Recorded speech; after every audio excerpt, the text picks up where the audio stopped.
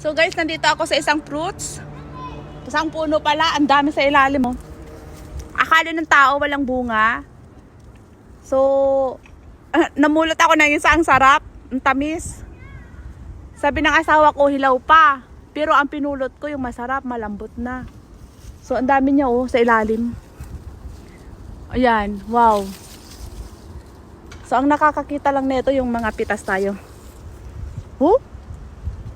Mukhang ang sarap Tapong ko na yung kinain ko.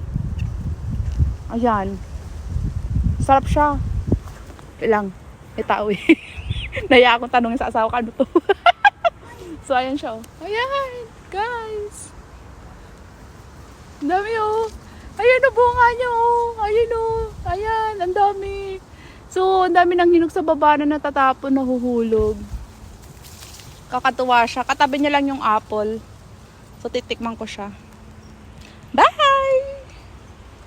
Ayan siya. Ang dami. Yan, ang dami. Ayan, sa ilalim yung bunga, guys. Ang dami nang nahulog. Yan. Okay, bye!